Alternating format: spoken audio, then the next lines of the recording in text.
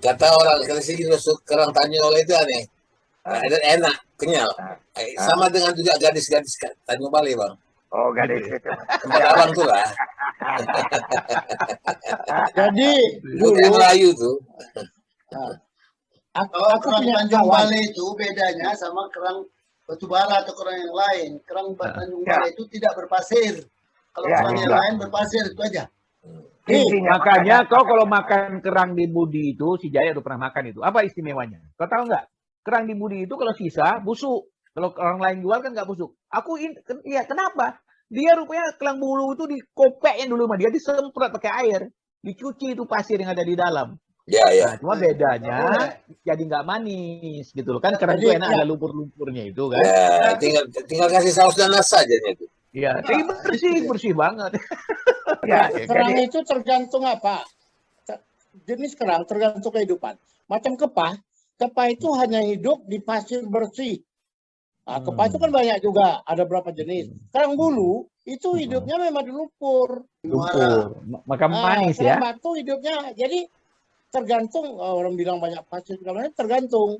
Dan itu sekarang sudah banyak, macam Budi itu sudah banyak. Cuman yang paling banyak aku punya dulu 21 jenis. Aku foto itu. Ada kawan aku dari Jepang, setiap datang kemari cuma 2 makanan dia.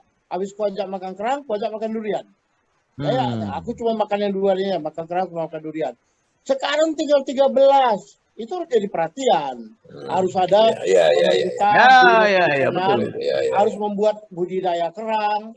Dikembangkan itu. Dan ini kan tidak. Jadi dengan kata lain, jadi udah 60 menit kita bicara nih, udah bergeser kemana-mana.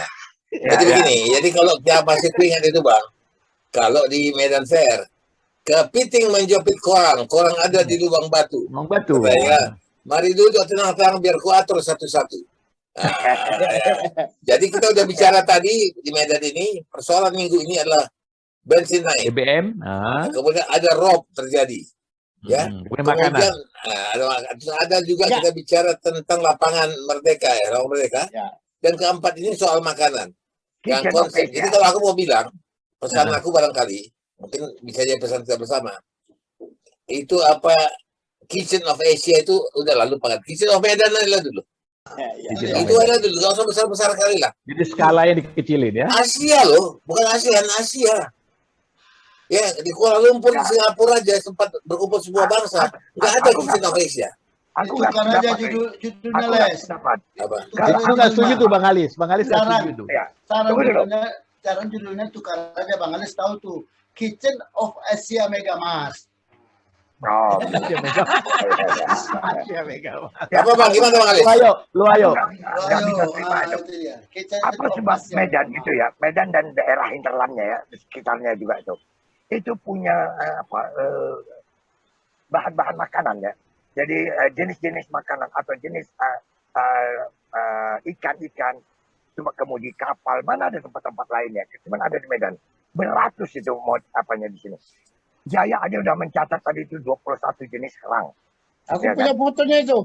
Ya itulah dia, sudah mencatat dan memfoto malahan kan jenis kerang. Jadi pantas untuk Medan itu dijadikan Asia. Karena bahasa-bahasa datangnya itu dari kalian ini sebenarnya yang ada di luar sana. Begitu turun, Jaya, begitu turun Idrus maupun apa, itu selalu menyebutkan makanan ex Medan. Iya kan? Ya, di mana-mana. Idrus, coba tengok. Ya, lontong Medan. Itu kan tidak terasa kita. Itu betul. Menyebarluaskan tentang Medan itu memang terkenal dengan kulinernya. Ya Bang, jadi gini Bang, aku kasih pengalaman aku barusan kira-kira minggu lalu. Jadi aku duduk makan di satu warung kecil. Kalau jam 8 malam itu sekarang kalau mau beli nasi goreng aja ngantri. Kayak di bank, baru ngular-ngular ngantri itu. Nanti dikasih kupon. Nah, begitu di pinggir jalan udah begitu sekarang karena COVID. Jadi duduklah aku Bang di satu tempat yang kumuh sekali. Di pinggir jalan, di Simpang 4 dekat radio dalam situ. Dan itu aku numpang tempat aja karena nggak ada meja, masa makan di mobil. Dia ngantar ke mobil, dia nggak boleh duduk. Aku tengok satu ada lapak kosong, apa tulisannya?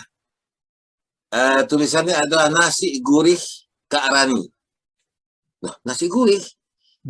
Orang di Jakarta ini nasi gurih nggak pernah dipopulerkan.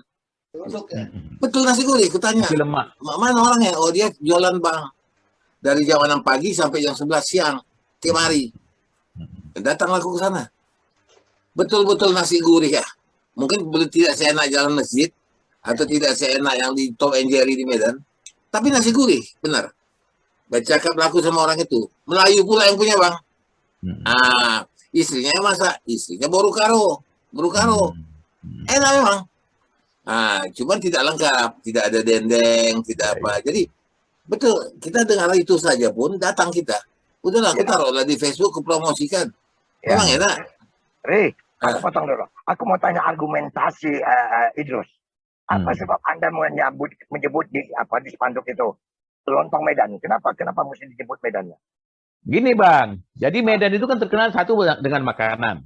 Kedua, segmentasi yang mau tembak itu adalah komunitas aku. Aku mau mengerucut itu. Ya. Itu dia. Jadi cepat sekali akselerasinya. Kenapa? Itu bukan captive market ya, tapi orang-orang yang ku kontak. Contoh ya, pagi aku makan timpan. Langsung ku buat video, langsung ku share di grup IG dan lain sebagainya. Besok itu diborong orang. Kan lebih gampang aku komunikasinya, karena itu kan komunitasku. Kemudian sehari dia belum makan juga nasi gurihku. Aku juga punya nasi gurih dan itu punya segmen tertentu. Tadi itu jam 7:30 udah habis. Jadi hal-hal kayak gitu. Jadi kita kalau berbisnis lihat nih mana yang paling memungkinkan untuk kita garap. Dan itu terkenal dengan itu. Betul. Tengoklah disebutkannya 7:30 sudah habis. Artinya supaya hari jangan minta lagi. Makanya bang, apalagi awal bangun dari subuh. Iya kan? Tadi ingatkan ya, perlu dikirim sekarang. Kan begitulah. Jadi tadi kan sebut jamnya, ya kan? Jadi tadi bedanya gini. Nasi gurih yang kujual dengan nasi gurih yang jalan di Beruang di Medan atau di sekarang di Jalan Surabaya ada. Bedanya gini. Itu kan turnover mereka tinggi. Mereka mau taruh dendeng, mau taruh apa nggak takut. Aku pernah tuh beli dendeng, kau tahu harga dendeng berapa? Dendeng Aceh itu mahal minta ampun. Begitu kita taruh sepotong, kita naikkan harga 10.000, jerit orang. Jadi sekarang aku taruh dendeng, khusus aku aja yang makan. Dia kalau aku makan nasi gurih, bilang nasi gurih pakai dendeng, hanya untuk aku. Aku datang nggak boleh minta dendeng ya? Jadi tamu-tamu khusus. Nah, kerang juga gitu bang. Abang tahu nggak kerang? Kerang di Medan nih, di Jakarta ini satu tusuk itu 10.000. Orang dengar 10.000 menjerit. Orang Medan nothing. Orang aku buat acara halal bihalal, aku tanya sama panitia, kok pesan kerang berapa? 300 bang. Berapa satu susuk? 10.000. 3 juta bang beli kerang. Aku waktu nanya itu aku makan 10.000. Kau tahu terus, aku setiap pulang dari Medan. Ya bang Halis. Aku kan 2 tahun ini di Medan. Seminggu Medan, seminggu Jakarta. Medan ya gitu lah kita bilang. Itu tiap pulang, aku selalu bawa buat anakku, buat kawan-kawanku di Jakarta. Itu kerang, sate kerang yang di dekat. Bukan Pajak Bundar. Ada 2 itu. Rahmat berdua tuh join akhirnya pecah. Meninggal deh. Hah? Ya. Meninggal. Yang kena bom itu kan? Kena bom. Kebakaran. Ya. Jadi, ada satu lagi di Jalan Darat. Itu satu tusuk. Itu bang, 6.000. Ya, jadi aku belinya itu bisa 100-200. Nah, jadi itu. Tapi sampai di Jakarta dimakan terus. Kalau udah masuk kulkas, enak lagi. Ya. Nah, begitulah hebatnya. Jadi aku mau kasih tahu sama kau.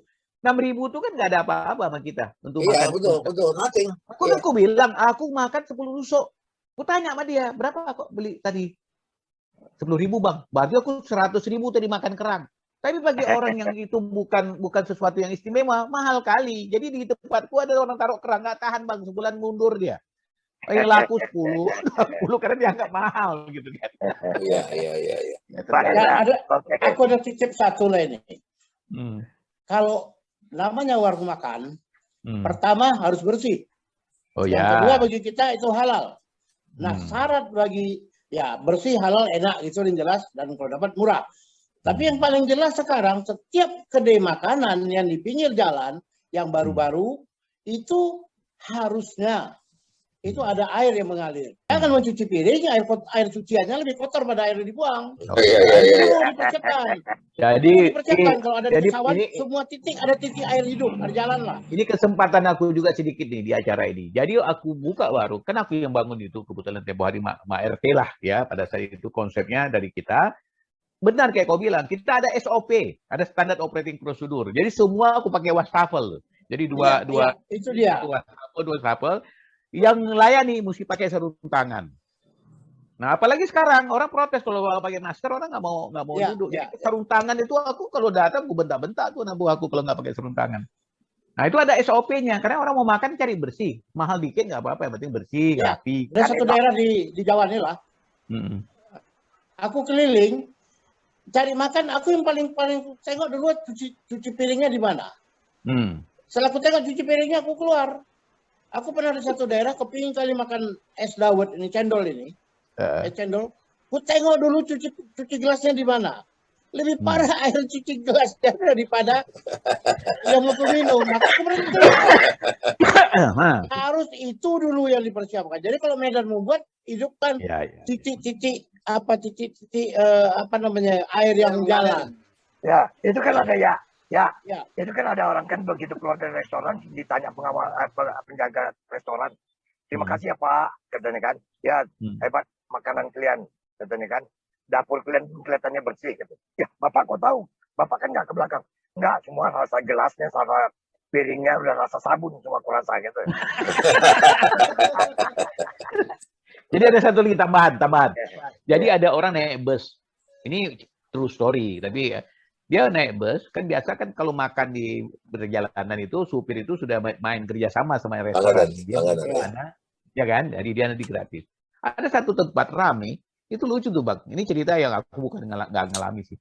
Jadi lagi dia makan, toto jatuh ayam ke atas meja gitu. Untung aja nggak kena ke makannya, plok gitu kan. Kaget dia. Dia lihat, itu nggak pakai plafon tuh. Warung nasi ini nggak pakai plafon, ada ayam di atas gitu. Jadi kita kalau makan di bawah, ada ayam di atas. Begitu dia kayak plok ke bawah, tapi itu pun rame. Kan? Jadi Medan itu udah bagus lah. Soal makanan, ya kalau kita mau tutup soal makanan, itu yang berkesan tuh yang bikin nostalgia kita Medan itu makanan. Nah, itu yang pertama, menunya. Yang kedua, dengan siapa kita makan. Nah, itu peran Bang Halis itu, Madi. Kalau ada Putri Melayu di situ kan semangat mau makan. Aku serahkan ke Madi aja lah. Oh iya. Ya kita belajar dari dia Bang. Jadi kita belum contoh ya wisata. Aku ada sedikit pengalaman kecil lah waktu aku ke Bangkok. Jadi pada saat kita mau naik kapal pesiar itu yang di kali itu datang orang bawa bunga, dipasang lah di dada aku kan. Kemudian foto, cepret sama cewek cantik itu. Wah mantap banget aku pikirnya. Setelah itu tuh abang terjadi apa? Langsung diupgrade lah, dicuci dulu, dicari orangnya itu kan. Sekian bayar itu kan. Tapi paling tidak foto ini kan bawa pulang ke Indonesia. Laki-laki ke perempuan terus. Hah? Oh ya, ada di sana tak jelas tuh laki-laki sama perempuan. Oh iya, kalau Thailand. Tapi paling tidak cara dia menjual itu bagus. Ya kan? Berarti kan kita bayar tuh dengan foto tadi, daripada kayak kita tukang foto keliling nggak jelas. Ini dia dengan bajunya adatnya di foto. Nanti kan foto itu bawa ke Indonesia, tunjukin nih aku loh di sini. Itu kan juga menjual wisata di sana. Itu kan Idrus. Kalau misalnya kayak aku, kayak Jaya, mana datangi kayak gitu. Dia foto itu dia bilangnya, aku foto sama abang ini, ketika aku bisa bang ini. Enggak begitu. Dia butuhnya duit. Enggak penting. Oke. Lapar. Oke. Coba dikonklusi dulu. Coba Bang Halis atau Madi. Konklusi dulu. Itu saja. Madi aja. Madi. Bang Halis lah. Oh, banyak lubang-lubang apa? Jadi ada beberapa hal yang kita bahas ya. Itu udah konklusi, kau udah tadi konklusi. Ya, pagi ini jadi mudah-mudahan jadi perhatian lah. Kalau kita bilang mana yang bagus kita dukung, mana yang tak bagus kita koreksi, mana yang jelek kita bilang buang. Jangan.